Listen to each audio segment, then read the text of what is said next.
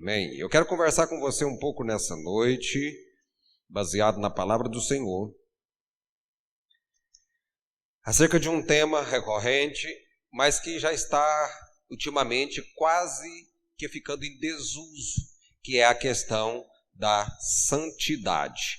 É tema, como eu já disse, recorrente na palavra do Senhor, e que não podemos deixar que esse tema silencie, ou que esse alerta seja feito, né? Sempre com relação à nossa vida e à nossa carreira cristã. Eu gostaria que você abrisse a sua Bíblia no livro de Eclesiastes, o livro do pregador, escrito por Salomão, fazendo a análise da vida do homem e a falibilidade de algumas questões, quão vulneráveis são algumas seguranças que o homem cria para si mesmo. Eclesiastes, capítulo 9.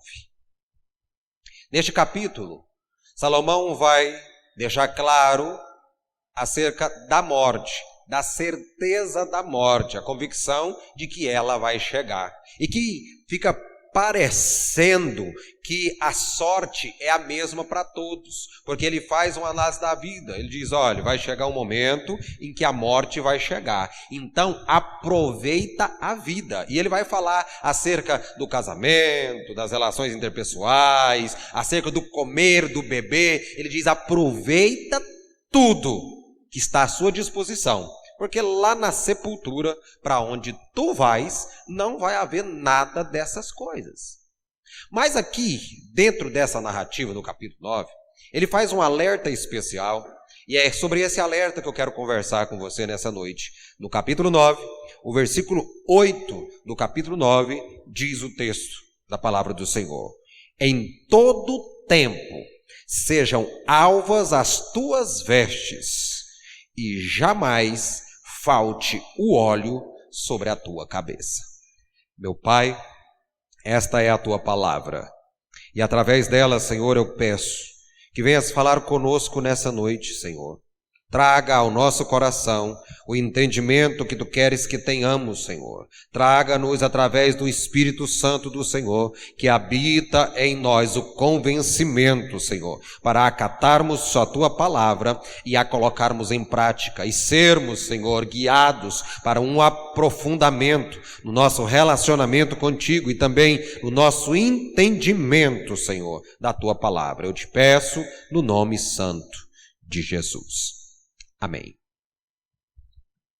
Meus irmãos, existem muitas coisas que durante a nossa vida nós vamos começar a sentir falta. Vamos analisar a nossa vida no decorrer desta e vamos começar a sentir falta de algumas coisas. Para alguns, falta um esposo. Para outros, filhos. Para alguém pode fazer muita falta a casa própria, para outros o carro, um dinheiro a mais na reserva da conta bancária, e isso é normal. Sempre na nossa vida nós temos a impressão de que está nos faltando alguma coisa. Afinal de contas, somos muito gulosos, né? Nunca parece que temos o suficiente, nunca parece que chega o que nos é dado ou que nos foi dado, e essa sensação, essa impressão pode levar-nos a uma atitude muito feia, que é a atitude da ingratidão.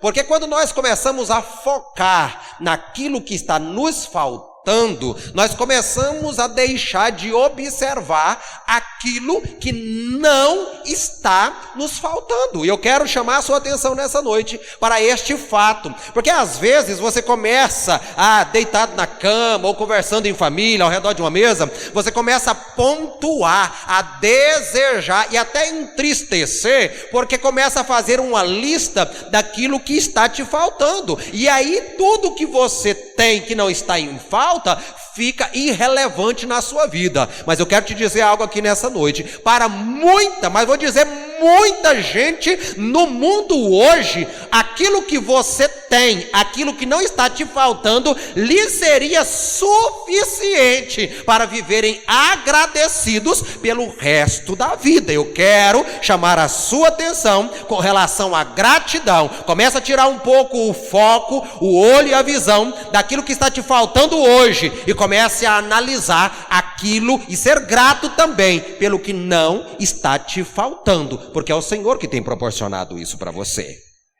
Quero te dizer que todo ano muita coisa sai de moda.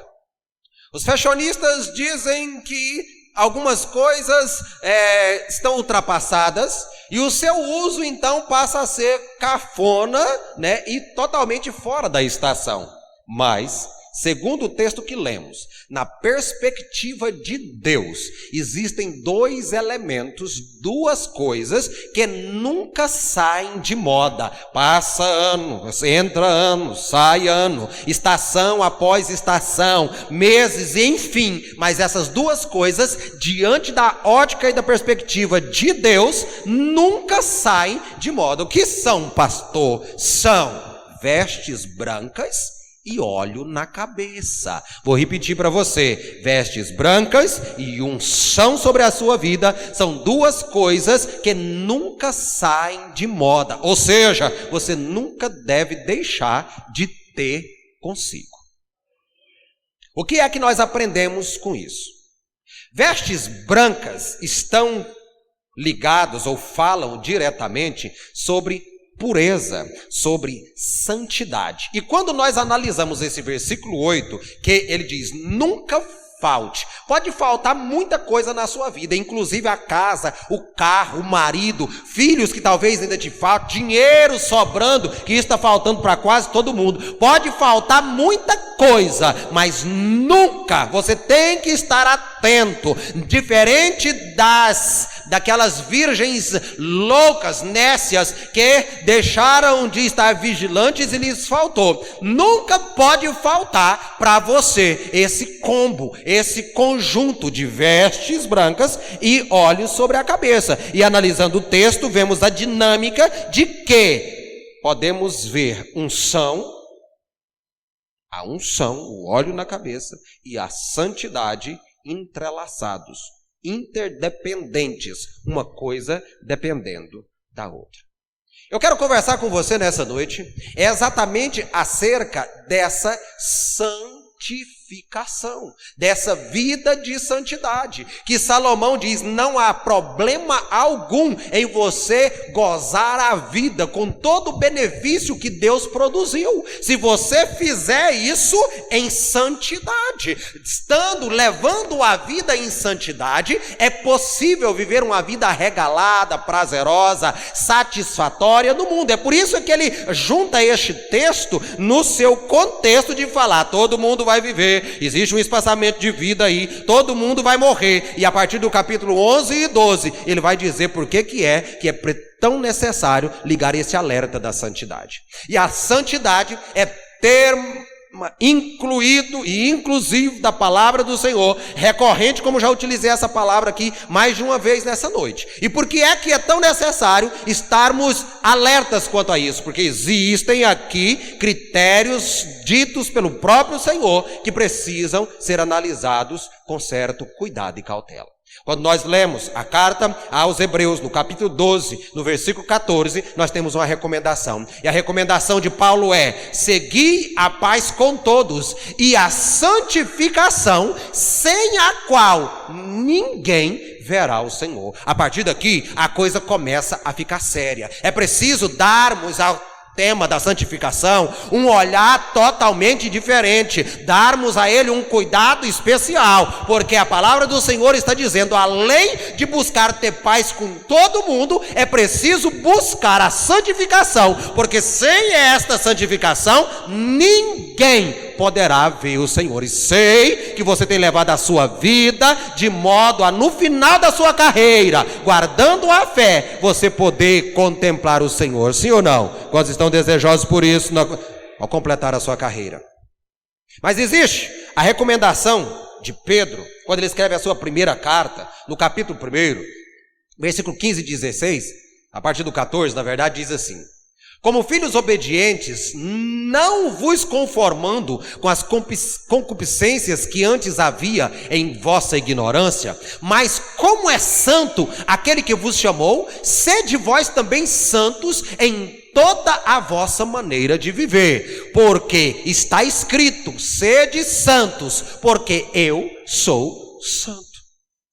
Paulo liga o alerta e diz: sem a santificação ninguém verá a Deus. Agora, existe aqui uma ordenança implícita no texto, dada pelo apóstolo Pedro, dizendo como uma ordem: sede santos. Por quê? Ele repete algo que está escrito lá em Levítico, no capítulo 11, e ele traz agora para os seus ouvintes, dizendo: sejam santos, porque o vosso Deus, a quem servis e seguis, ele é santo.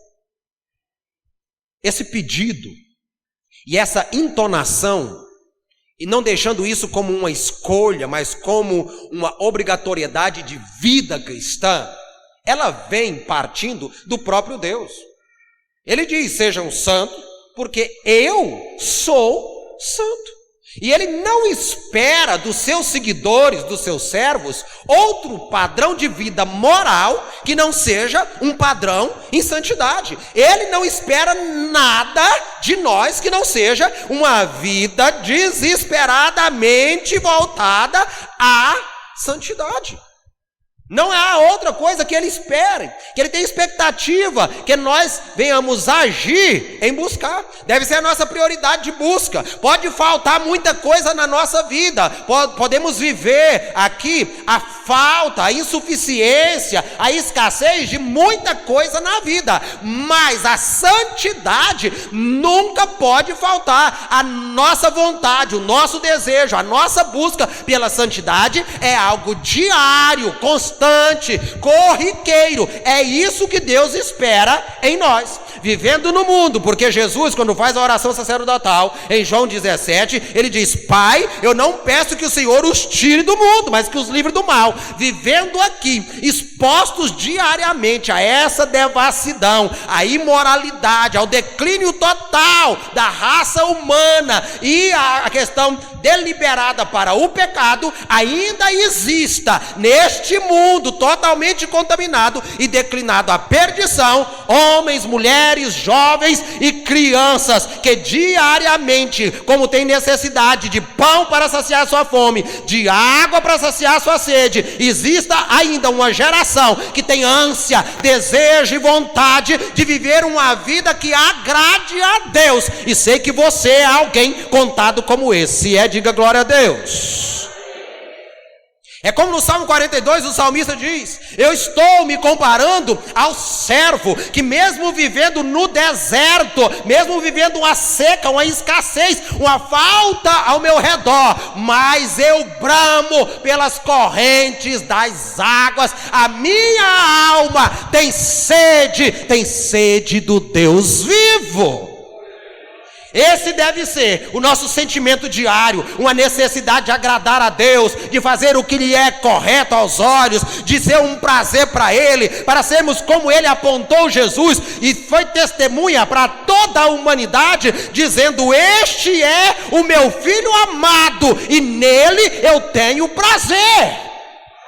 Nossas atitudes, nosso modo de proceder, de pensar, de falar, de agir e principalmente de reagir, é algo que tem chamado a atenção de Deus. O nosso esforço e o nosso desejo de realmente atrair a atenção dele, desprezando todos os demais olhares do mundo, é real em nossa vida? Diante disso, nós começamos a ficar desesperados, porque certamente não nos tornamos santos da noite para o dia. É um processo gradual. Quando lemos Apocalipse, capítulo 22, o versículo 11, está escrito assim: quem é injusto, seja injusto ainda. Quem é sujo, seja sujo ainda. E quem é justo, seja justificado ainda. E quem é santo, seja santificado ainda. Este texto escatológico fala do pós-cumprimento de todas as coisas. Este texto fala da pós-vinda, da unificação da igreja com o Senhor. Então a palavra do Senhor diz que mesmo após concluída todas as coisas, após o governo ser totalmente de Cristo e o seu povo estar reunido com ele, o injusto continuará sendo injusto, não há mais o que ser feito. Lá no final, o sujo não tem mais a oportunidade de se limpar, mas mesmo estabelecido o governo de Deus, é possível e necessário que o santo continue a busca em santificação. Então não é algo que acontece de uma hora para outra, não é um passe de mágica. Ninguém vai chegar numa igreja de uma hora para outra e simplesmente vai dizer pirlim pim pim, abracadabra, pronto. A partir de hoje, eu me tornei um santo ou uma santa em piedade completa. Isso não acontece. Se alguém pensa isso, mude, meu filho, a sua mente. Se entregue ao passo a passo, se entregue ao processo gradual, porque nada acontece instantaneamente, apenas o cozimento do miojo.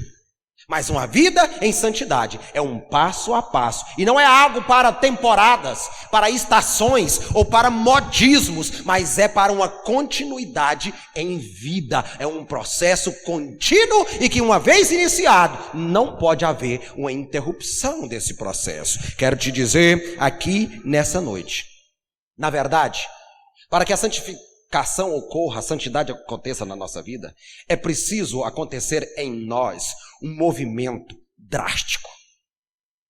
É um movimento tremendo, é algo quase que inexplicável que acontece em nós. Vai acontecer porque é necessário mudarmos de sermos como somos pela nossa natureza carnal, humana e declinada ao pecado, para sermos santos como Ele é santo. Não é fácil, não é instantâneo, mas como tudo na vida precisa de um ponto de partida, eu quero conversar um pouquinho com você nessa noite acerca de recomendações do apóstolo Paulo, de coisas do cotidiano, da vida diária, de todo cristão, como um ponto de partida nas recomendações dele na caminhada em direção à santificação. Vamos analisar um texto da carta de Paulo aos Efésios, no capítulo 4, e vamos tirar daqui 4 dicas fundamentais para a nossa vida e a nossa carreira cristã. Paulo diz o seguinte: por isso, deixai a mentira e falai a verdade cada um com o seu próximo, porque somos membros uns dos outros. Irai-vos e não pequeis, não se ponha o sol sobre a vossa ira, não deis lugar ao diabo.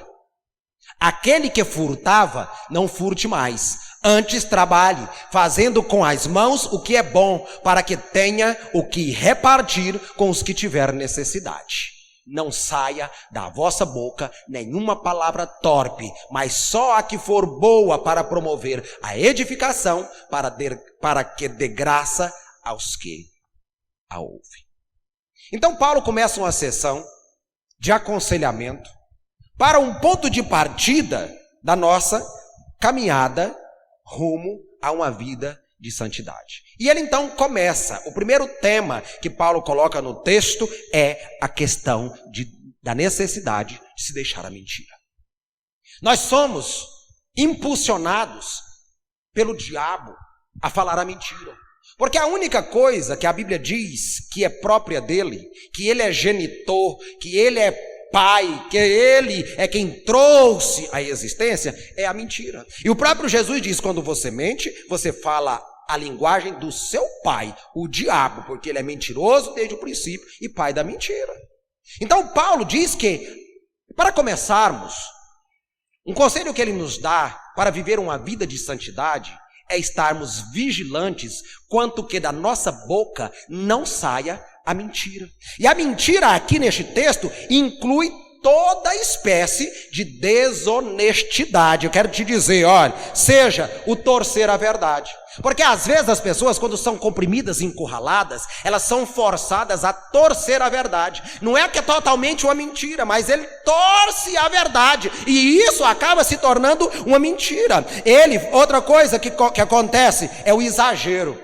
Ô irmão, você vai pescar, pegou um peixinho desse tamanho, é o peixinho desse tamanho, não começa a exagerar não começa a colocar tamanho nele não, dê ao tamanho normal as coisas, não conte vantagem, não exagera, porque o exagero, ele nada mais é do que uma mentira, sim ou não?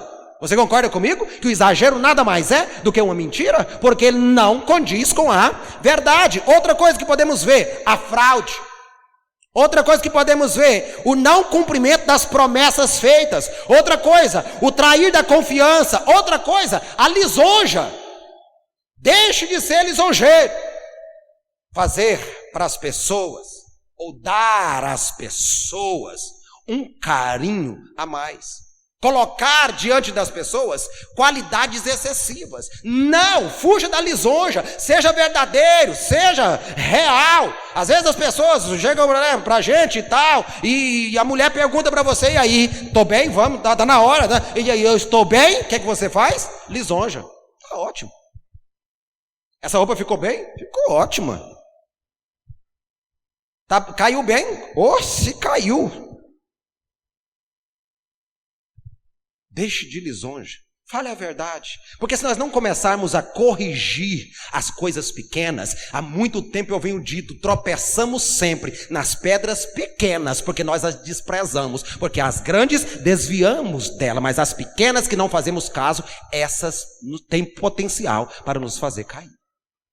Outra questão que nós podemos colocar como sendo falta de verdade.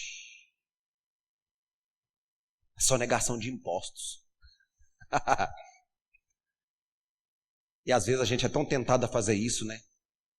E o diabo fala com a gente assim, mas esse povo é tudo ladrão, fica roubando da gente, seu dinheirinho suado, seu trabalho suado. Mas Jesus disse, Pedro, vai na praia, joga um anzol, tu vai pegar um peixe. Vai ter uma moeda, a moeda é suficiente para pagar o meu imposto de renda e o seu. Vá lá e pague, tanto o seu quanto eu. Porque se eu faço, irmãos, algo diferente disso, eu estou mentindo. E a palavra do Senhor me chama à correção da mentira. Para cada um fale a verdade para com o seu próximo. Principalmente com os domésticos da fé. Porque assim como é difícil nós imaginarmos qualquer nervo do corpo enviar uma informação errada para o cérebro, também não podemos entender ou crer que em um corpo haja informações diferentes. Isso atrapalha a locomoção. Meus irmãos e minhas irmãs,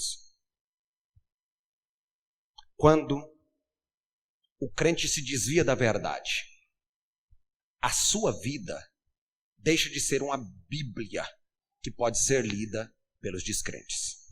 A Bíblia está aí. Hoje ela está exposta em todos os meios e os veículos possíveis.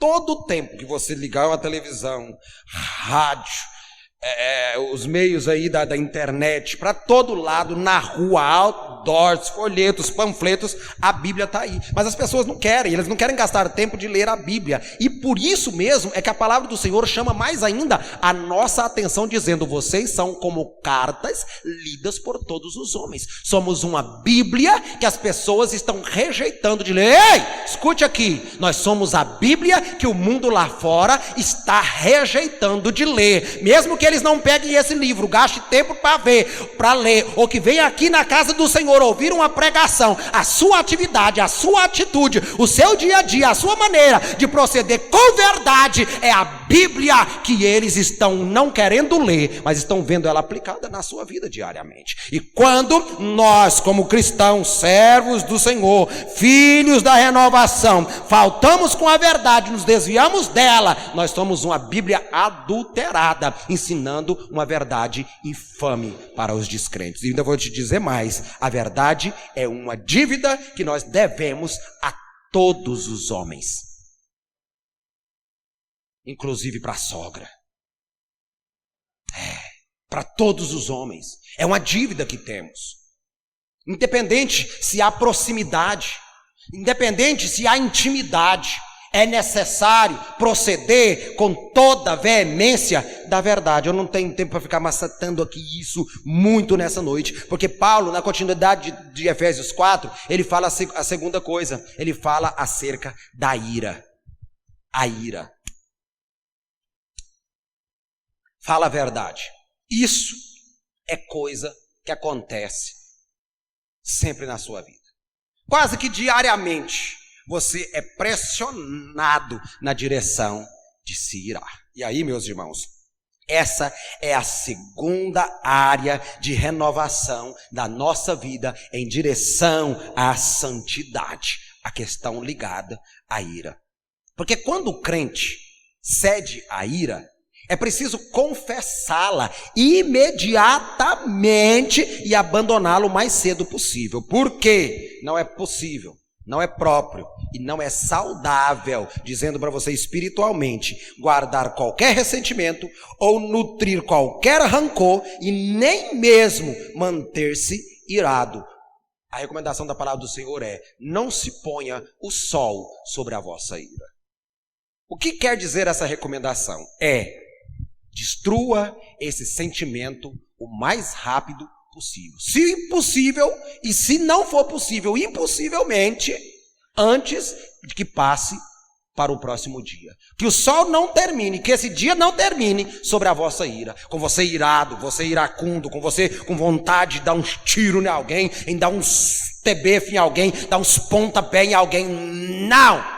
Paulo alerta sobre isso, porque se nós deixarmos, irmãos, ser nutrido isso para a nossa vida aqui, qualquer coisa que impeça a nossa comunhão com Deus ou com os nossos irmãos, isso deve ser prontamente corrigido. Sabe por quê?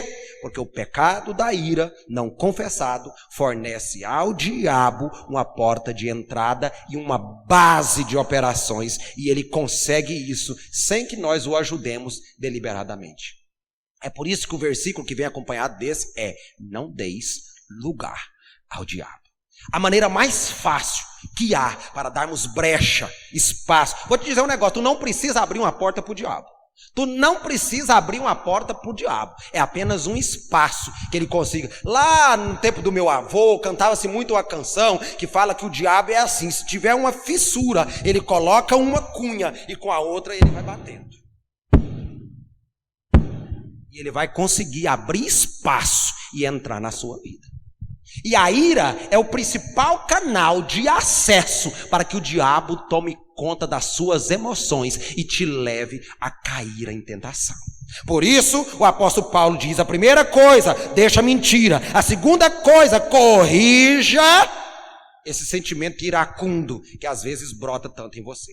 Eu quero ir um pouquinho mais. A Bíblia recomenda que o servo de Deus não pode ser alguém espancador.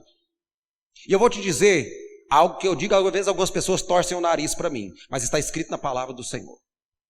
Só falo do que está escrito na palavra. Isso não quer dizer apenas com pessoas. Eu vejo crente fazendo cada coisa com animais que não é próprio do cristão. A Bíblia diz que o justo vela pela vida dos animais. Está escrito. Está escrito. Sabe? Eu vejo pessoas que chutam os animais, lá no nosso campo, né, questão de fazenda, pessoas no curral, crentes xingam os animais, dão paulada. Ei, ele é irracional, quem pensa é você.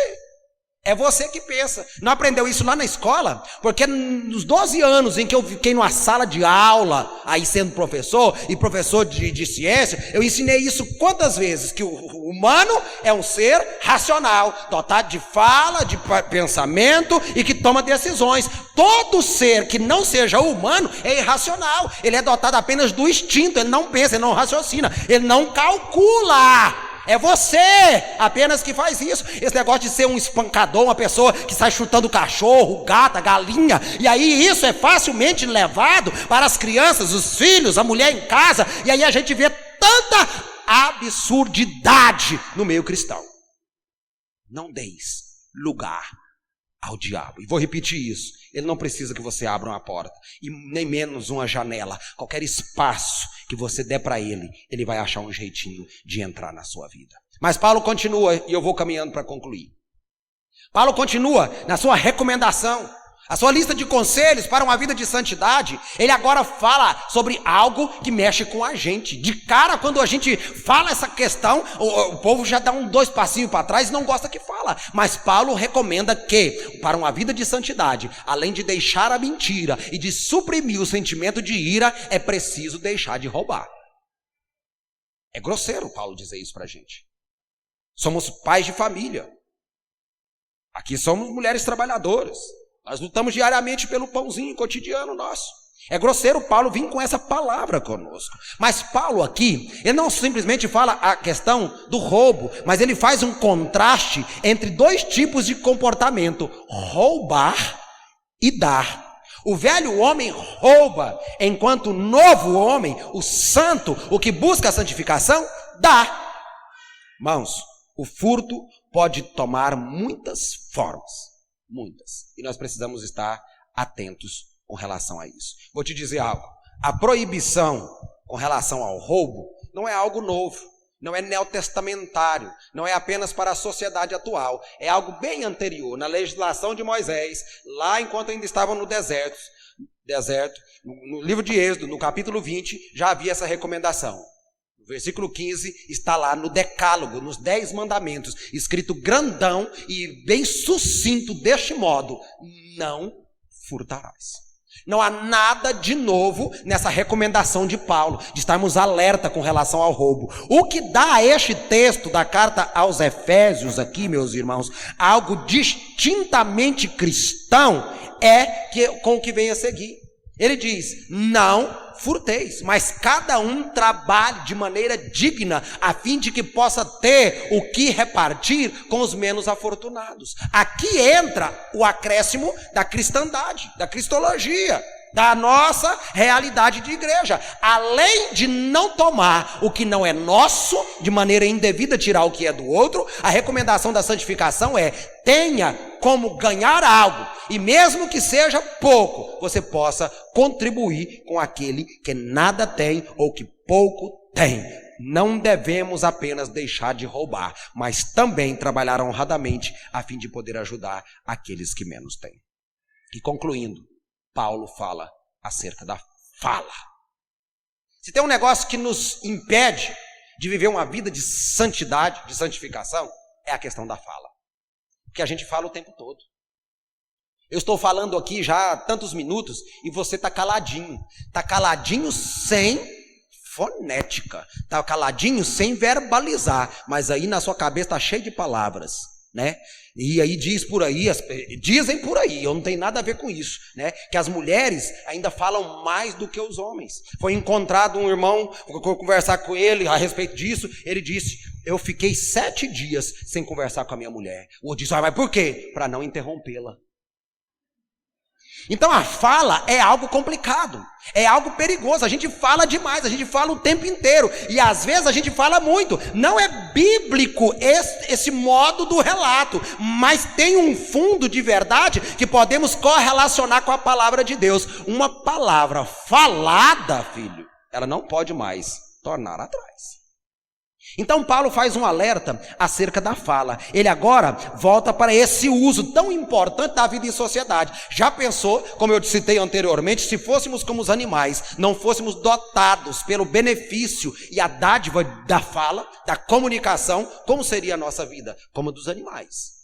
E nós, como animais, tenho certeza que não seria coisa boa, né, de se ver. Mas Deus nos dá essa dádiva, essa bênção, esse dom tão maravilhoso. E aí Paulo, falando a respeito disso, ele põe em contraste mais uma vez o que edifica e o que não tem valor algum. Quantas vezes nós, como cristãos, gastamos nosso tempo de fala com aquilo que não tem valor algum? Gastamos o nosso tempo falando de coisas que não edificam nada. Na verdade, a recomendação de Paulo aqui, ele está falando sobre palavra torpe. E o que é palavra torpe? Geralmente, este termo, quando utilizado, ele significa uma conversa suja, sugestiva e maliciosa. É aquele tipo de conversa que não é limpa de se dizer quando está todo mundo ouvindo. Para dizer ela, precisa estar num grupo separado, ou é preciso chamar alguém de lado ali e colocar a mão na frente. É uma conversa suja. E Paulo diz: esse tipo de coisa te leva ao declínio com relação à santidade. Ele te impede de viver uma vida realmente separada e consagrada para o Senhor. E nessa recomendação, ele nos diz que devemos abandonar toda fala sem proveito, substituindo-a por conversas construtivas E aí ele dá características que deve haver na fala do cristão. Ele diz, primeira característica, a conversa do crente precisa ser algo edificante. Precisa ser algo que construa, que eleve, que fortaleça, que dignifique. Então precisamos estar alertas com relação ao que está saindo da nossa boca. E ele ainda diz que deve ser algo apropriado. E mais do que isso, gracioso, que encha de graça os ouvidos daqueles que estão ouvindo.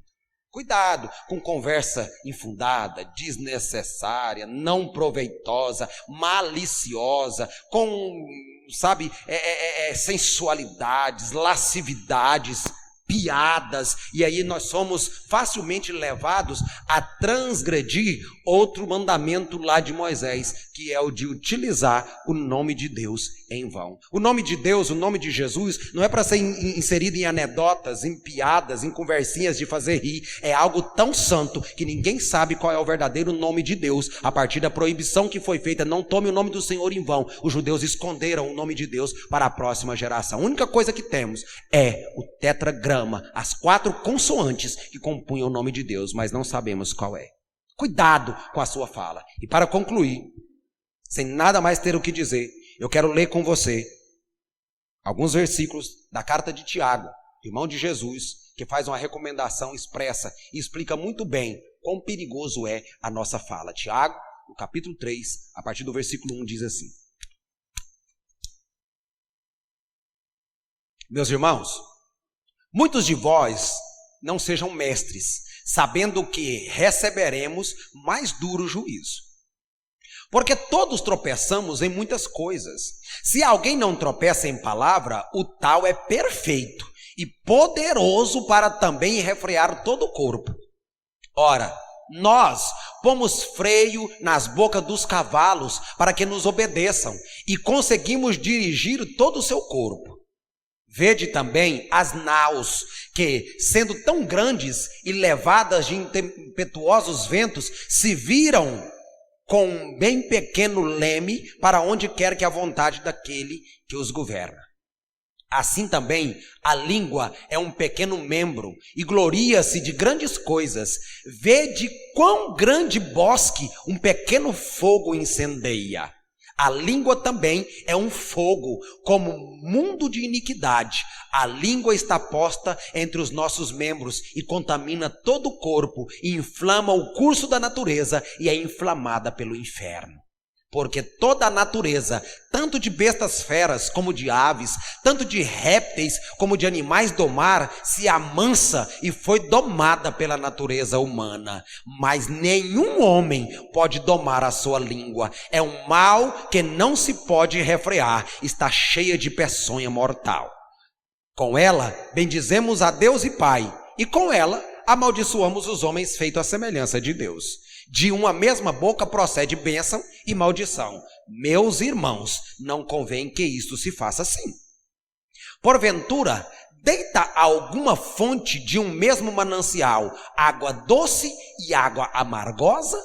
Meus irmãos, pode também a figueira produzir azeitonas ou a videira figos?